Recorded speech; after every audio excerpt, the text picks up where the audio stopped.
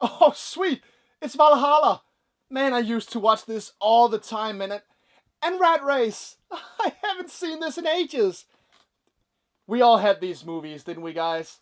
You know, the ones that we just kept rewatching over and over at some point. I mean, I can't even begin to tell you how many times I watched The Brave Little Toaster as a kid, and when I was 14, I couldn't stop watching 8 Mile. And way back in 2001, I found a movie on VHS that I would end up rewatching a ton of times. Yeah, man, VHS was still around in 2001. That still surprises me when I think back. But anyway, the movie in question was Ivan Reitman's Evolution. I mean, there was no way I couldn't like this one. The logo alone was enough to draw me in, to be honest, and it promised that it would be chock full of cool-ass monsters. I was like 11 or 12 at the time. Monsters were my everything. But, alas, I'm a grown man now, so those days are way behind me.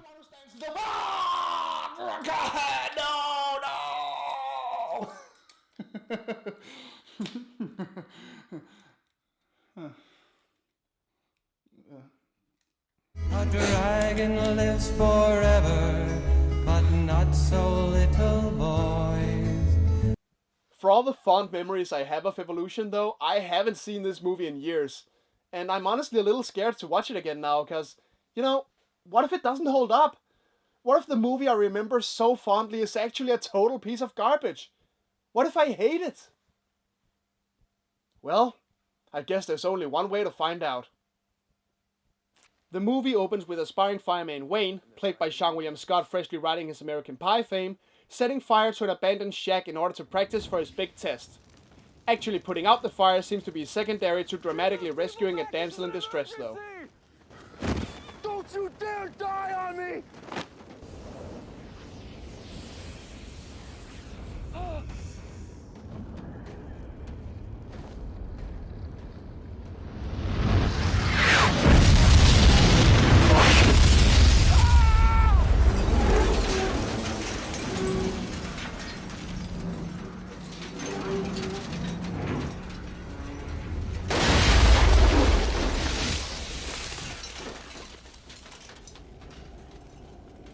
Well, that was a short movie. Kind of a non-indicative title too, but oh well. Well, no, after the meteor lands, we cut to biology professor Ira Kane as he's handing back papers to his students. And yes, that is David Duchovny, and yes, that is the X-Files guy. This pair, however, seems to disagree with their grades. Mr. Kane. Dr. Kane. Mr. Kane. Dr. Kane, seems to be a mistake here. You see, my brother and I each got a C- on our reports. C-, me too. Allow me to share something with the entire class. Such things are normally private, but do go on. Last night as I was grading papers, I came across 2 gems, both entitled Cells Are Bad, and both with just one paragraph, which I unfortunately committed to memory. Cells are bad. My uncle lives in a cell. It's 10 foot by 12, and he has to read the same old boring magazine every day. The end. You're talking about our papers, aren't you, Dr. Kane? Yes, I am. And although my standards are nowhere near where they used to be, I still could not bring myself to put an A on top of those beauties. I hope you understand, guys. Sure. Yeah, okay. Once again, I've thoroughly humiliated my less advanced students. I'm the cool teacher. We meet our next main character, Harry Block, played by Orlando Jones, as he's giving a bit of career advice to one of his students. I really need this credit to get into nursing school. Nursing school? Wouldn't you be more comfortable in a different profession, one where people's lives were not dependent on you? Actually, what I really want to be is Miss Arizona. But my pageant consultant says that nursing school will really impress the judges. And the Miss America pageant would argue that's because they're a classier organisation than their competitors, which is frankly not difficult. After receiving a phone call about the meteor, the two go to investigate the crash site to give their scientific expert opinion. Now that's a hole. Puzzled by the fact that the meteor seems to bleed when struck, they bring back a sample for further analysis and make quite the discovery.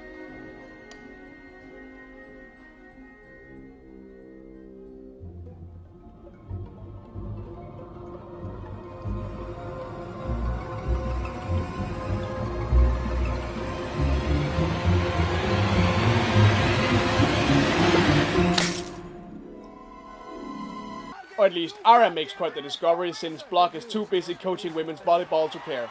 The meteor samples are teeming with one-celled organisms. Their metabolic rates are off the charts. They're dividing at an incredible rate. It's practically exponential. Their DNA has 10 base pairs. 10 base pairs. That's Good right. to know. Thank you, Ira. Thank you. Harry, the DNA of all life on Earth has only 4 base pairs. Come on, ladies. Look alive. Harry, these are organisms from another world. They're aliens. Ah, but that's not all. When they get back, there's even more of an amazing discovery to be made. Wow. I'm no biologist, but how many cells do single-celled organisms have? If we're going to be big, important scientists, you have to start to act the part. Why don't you take a look?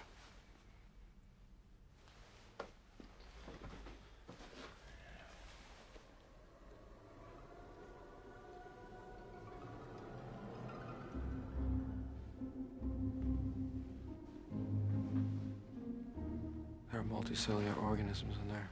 It's like they're evolving. They're growing. Yeah, but it's 200 million years worth in just a few hours. That's fast. Yep, there's the pitch of the movie for you. Alien organisms are evolving at an incredible rate. The two of them decide that they want to check out the meteor some more and bring Ara's class along to do some spelunking. I don't want you to touch anything, don't move anything, don't even breathe unless we tell you to, and wear your protective gloves at all times. And why do we have to do this? First-hand field experience, that's why. The very meat and potatoes of geology. Hey man, it's free labor. These guys will do anything for some extra credits. Besides, this trip will give them field experience that they can use to find jobs. College. Once they get there, the hole is quite literally crawling with life as they discover millions of flatworms. Ara and Harry take one home with them for a sample, and it quickly starts to reproduce. No, he's not breaking, it's splitting. It's mitosis. That's how they reproduce. No sex? No time for sex. Bummer. Splitting again. Meanwhile, Wayne has failed his fireman's test and is back to working at the country club, where he makes a strange discovery of his own. Where did you guys come from?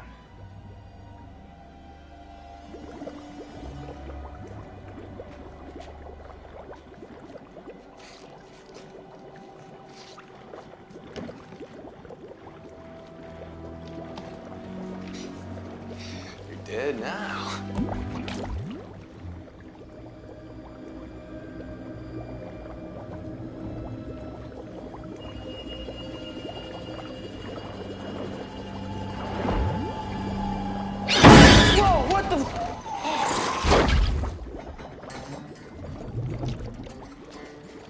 I should probably report that. Oh well, I'm sure I'll remember. In good old monster movie fashion, Ira and Harry decide to keep the government out of their findings. But when they go back to the crash site once again, their worst fears are confirmed when they see that the military is all over the place. Suffice it to say that we're all very appreciative of the discovery made by Dr. Kane and Mr. Black. Block. I'm sorry. Oh, Jesus Christ. Racist, bitter drunk, serial killer. Is there any kind of asshole Ted Levin hasn't played? We're then also introduced to Julianne Moore playing Allison, who spends most of the time nagging at Ira as the military lock them out of their discovery. Naturally, tensions are getting high, but everyone makes sure to handle it as calm, rational adults. We're not gonna bend over and take this! Fruit basket for Russell Woodman. Happy holidays, General! Cured. However, it turns out that the military actually does have legit reasons to distrust Ira, as we learn more about when he tries to bring the case to court. Can you tell me what happened to the soldiers that were inoculated with your vaccine? Well, none of them got anthrax, if that's what you're asking. Yeah. What did they get? Some debilitating stomach cramps, severe diarrhea, memory loss. partial facial paralysis, temporary blindness, drooling, bleeding gums, erectile dysfunction, uncontrollable flatulence. I think that's it. Do you happen to remember what the soldiers called this illness, Dr. Kane?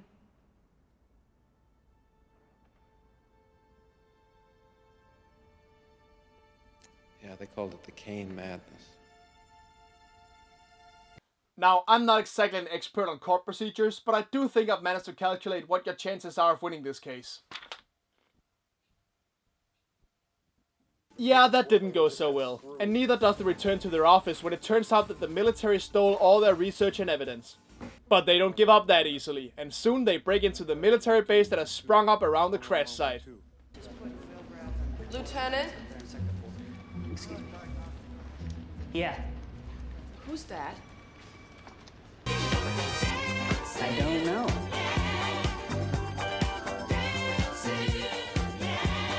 The crash site has changed a lot while they were gone and has now become a sprawling little forest full of bizarre creatures.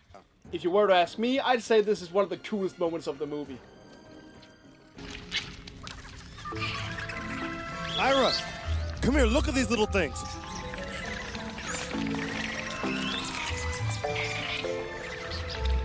Oh, cool. Hey, snag one. Snag one? Yeah, snag one and put him in the bucket. I seen this movie. The black dude dies first. You snag it.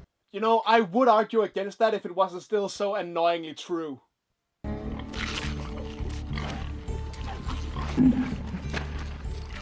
Ira, look at that backside. Theater in the round. That's the kind of trunk space you want in a late model car. Who does that remind you of? I have no idea what you're talking about. She's been throwing it at you enough. Dr. Reed? Well, isn't that delightfully stereotype averting? One moment you're rightfully complaining about the black guy always dying, the next you're making cracks about fat asses. I mean, you should be ashamed of your... What did I say? Cracks about fat Oh! Oh! Oh, no, that is so bad. I'm sorry. Oh, that is bad. They of course get busted, but while Ira and Allison argue, an alien mosquito finds its way inside Harry's suit. You see it? Look, do you see it? No. No? No. No? You're all right. Okay. Who's the man? Okay, you're the man. No, you're the man. I'm the man. You're the man. Okay. Oh, God. And soon inside him. Youch. In one of the craziest scenes, he has to forcefully get the damn thing removed rectally, resulting in what is easily my favorite line in the movie. You're all right. You did great. Can we get you anything? Do you need anything? Ice cream. I'd like an ice cream, please. What flavor? It doesn't matter. For my ass. For my ass! For my ass!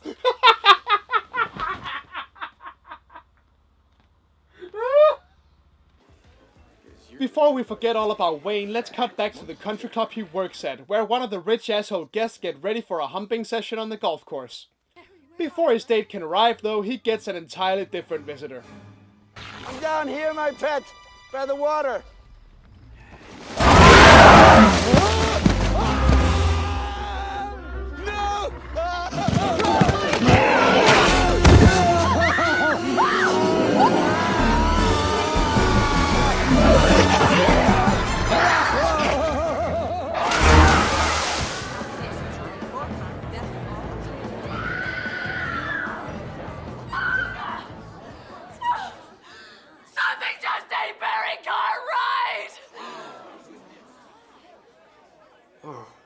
Too bad. Just look at his fucking face. I know I could have reported that weird fish in the tank, but this is so worth it.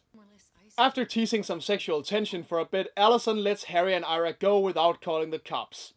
When they get to their office, though, Wayne is there waiting for them with the lake monster in tow. The lady he was banging saw the whole thing.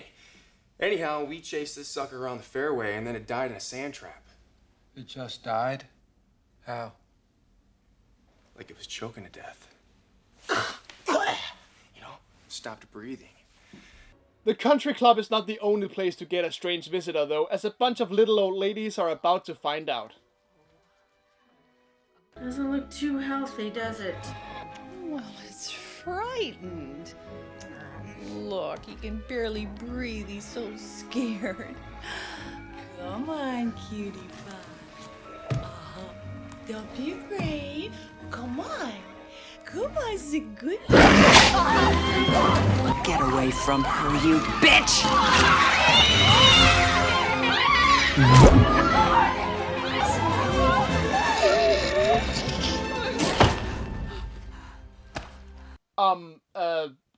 Thank you, I guess? It did let go. When word of this event spreads, Ira, Wayne, and Harry are quick to go and check it out. And not only do they find out where the creature crawled out, they also find something even bigger.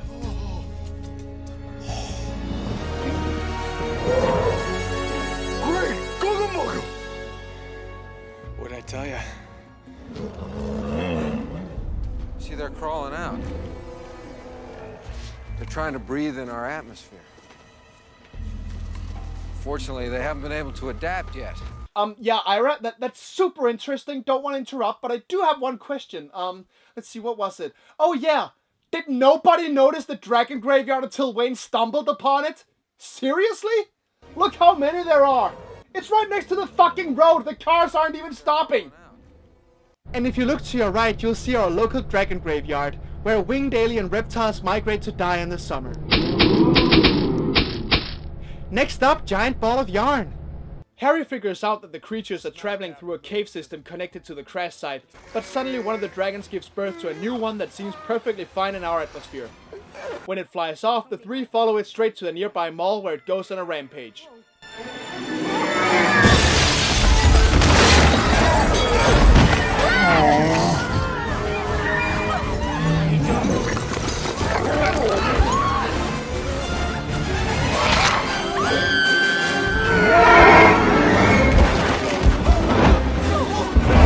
And when they can't seem to find it, Wayne tests out a theory of how to attract the damn thing. All right, so what do you say, Ira? Pack it in? You are so beautiful to me. Step back, Harry. I'm gonna shoot him. No, stand down. I'm gonna kill this one myself. Give me a chance. I'm communicating here. You are so beautiful to me. Wayne, would you please stop because you are embarrassing me? Can't you see? You're everything.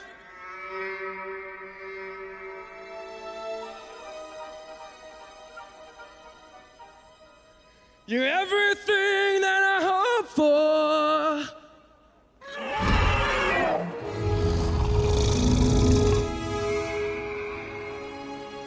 It's working. So what you're telling me is that the second someone puts something they enjoy doing on public display, it attracts drooling monsters? It's just like YouTube. And with what is unquestionably the most badass moment in the movie, the team thus manages to nail the beast.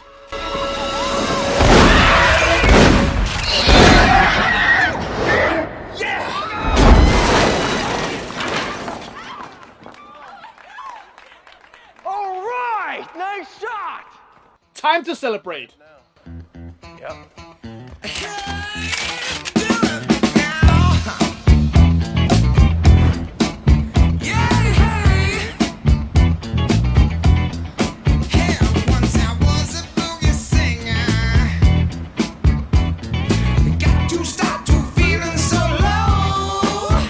Okay, I gotta say this. That is easily the most relatable moment in the movie. Don't even try telling me you and your buddies wouldn't do the exact same thing if you just killed a motherfucking dragon. I would never come down from that high. Watching these three being total dorks and celebrating in the stupidest way possible is just such a human reaction, and I freaking love it. But of course the threat is not over yet as people become more aware of the creatures, and once again, tensions are running high between the scientists and the military. Criminal charges are in order here. This is bullshit. It's all right, shut up, all of you. Listen. My state out there is being overrun by vicious aliens. Now, you're all supposed to be the experts. I want to know right now, and I want to know it quick. How the hell are you supposed to deal with this? Oh hey, would you look at that? It's Dan Aykroyd. That's a nice surprise. Wait a minute. Wait a minute, I see what's happening here. There's a team of snarky scientists. They fight monsters, the government keeps getting in the way.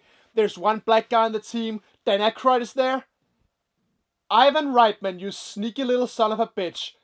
Did you direct Ghostbusters 3 without telling anybody? You did, didn't you? Oh, you cheeky fucker.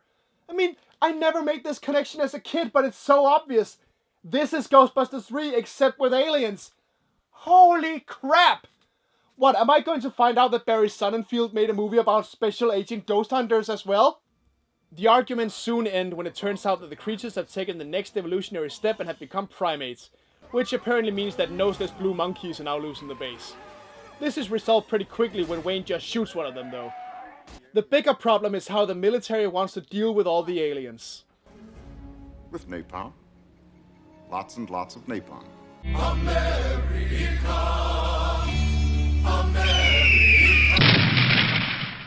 Allison gives Ira back all the samples and joins the scientist side, and they discover that fire increases the evolution rate, which means napalm is a pretty bad idea. Heat, fire. That's the catalyst. So if a little teeny match, catalyzes this stuff like this, what's a ton of napalm gonna do? Exactly. But all hope is not lost, as Ira gets an idea from looking at the periodic table on Allison's shirt. We are a carbon-based life form. You pulling Dr. K? We moved down here, and you found our poison, arsenic. But the aliens are nitrogen-based, right? You make the same move, down and over, and where do you find yourself? Selenium. Selenium. It could be as lethal to them as arsenic is to us. And with their metabolic rates, it'll kill them fast. Okay, look, I barely scraped by in science class, so I have no idea if the science of this is sound or not, so my advice is just roll with it. However, they need about 500 gallons of the stuff. That's where a pair of unlikely heroes step in. Head and Shoulders. The dandruff shampoo? Yeah, that's his stuff. The active ingredient is selenium sulfide. How do you know that? You don't know anything. Yeah, I'm totally the cool teacher. Wayne gets a fire truck and they load it up with selenium in order to take out the aliens themselves by pumping it straight into the crater. Unfortunately, General Woodman starts bombing the place early, which results in this disaster. Yep, napalm turned all the creatures into a giant amoeba. I kind of scraped by in biology too, so roll with it? The selenium plant is still on, however, and a lot of them drive straight in to find the best point of attack.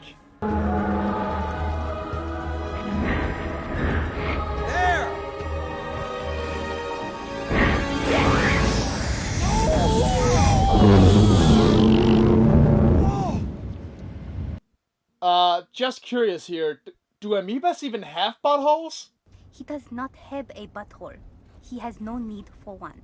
Harry volunteers to deliver the selenium in one hell of a vengeful act, but the poor guy just can't seem to catch a break. Whoa! What the hell? Oh my god, oh my god, oh my god! Give me back my friend, you big sphincter!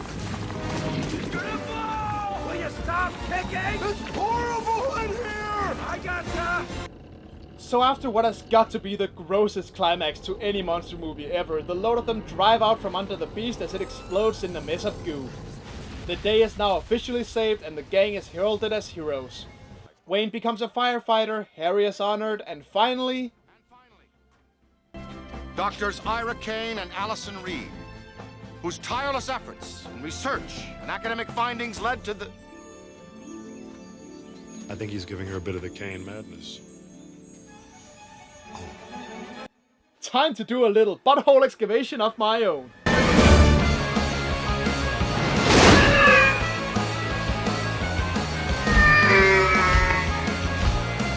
Wow. Fighting the alien menace can be tough work. And so is keeping your hair clean, shiny, and dandruff-free. So it's a good thing that we always keep a healthy supply of Head and Shoulders around the house. Man, talk about making the best out of product placement. Also, notice that Harry is holding the bottle backwards. Half-assing it all the way. I love it.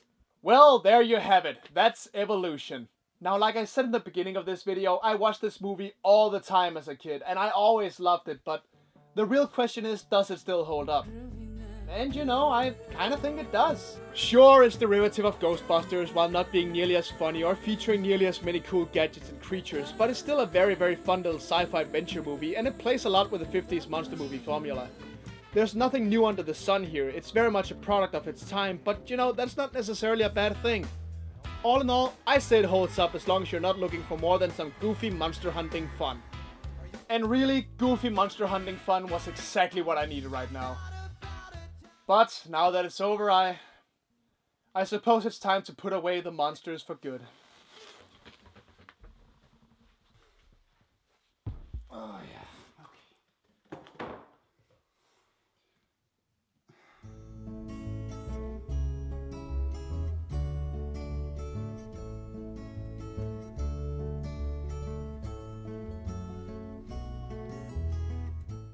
Yeah, like that's gonna happen.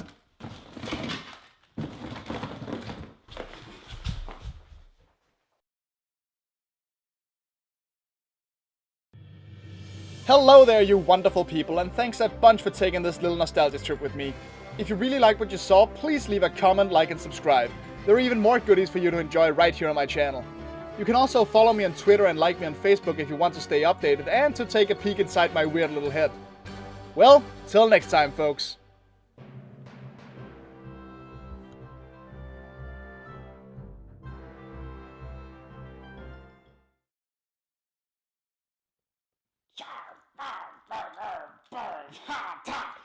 No, Jason! Your machete! That was not supposed to happen. God damn it.